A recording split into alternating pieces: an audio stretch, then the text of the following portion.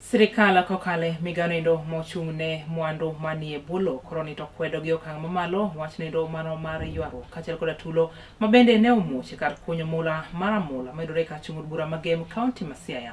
Manindo mane okel kalure koda ywaruok mapek mane onenore e kind weg kambi manindo mar Shanta kaachiel koda weg lope mago eko ma ikunyo mula e gwenge makono kakeleno koda jafwambo marwa Felogo Bliss Ochieng'.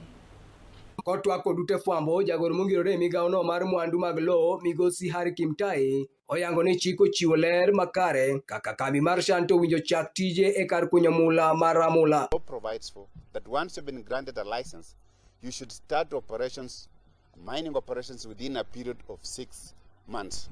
We've received, because of these challenges, we've received a request for extension of time by Shanta Gold so that they can delay the commencement of the operations because the communities, part of the communities seems not to be giving them the go-ahead.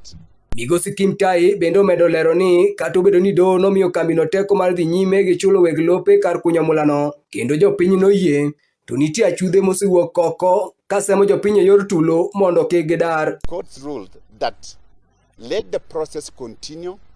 Let those who voluntarily want to move be allowed to engage with the Shanta so that they are able to be relocated to a suitable alternate land that they have chosen.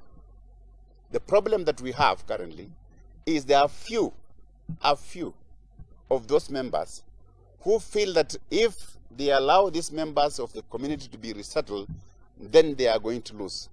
Their intentions we have not yet established. I think we are trying to find out what is their intentions. Number one, they are not coming out to engage the ministry, which is responsible for licensing. We only hear when they see Shanta, members of Shanta starting to engage with the community, they go and cause disruptions. And I think the houses that have been burnt are those who are willing to be relocated. And therefore they feel they need to attack those members of the public. Okwedo jogo mosebedo ka kelo tule kar kunyo mulano kendo lero ni biro kawnegi okang' mar chik kaka dwarore. Komedo yango ni kar kunyo mulano en mano mabiro kelo ber mathoth ne kaunti no ma Siaya moloyo to jogo mawuok e gwenge mar Ramula kendo ok ber kitugo kode. This has crossed what is called genuine public participation, where we consult. This is now criminality. For us, I think we want to leave it to the law enforcers to ensure that those culprits are arrested and they are prosecuted. To allow the project to proceed, because that's a project that will benefit the country in terms of royalty that they will earn, the county in terms of sharing of the revenue.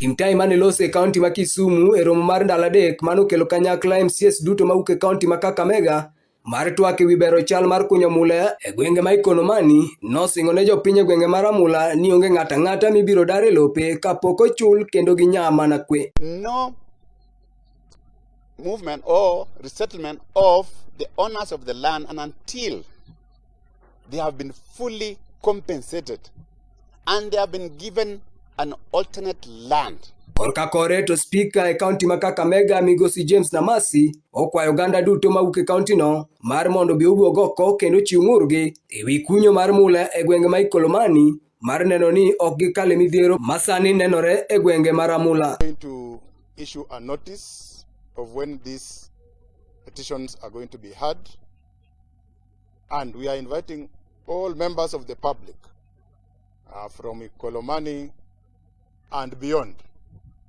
to come and present their views. We don't want a situation such as is happening in Ramula, Mibona. Kowuok e kaunti ma Kisumu ne Kala TV and Felogo Bliss.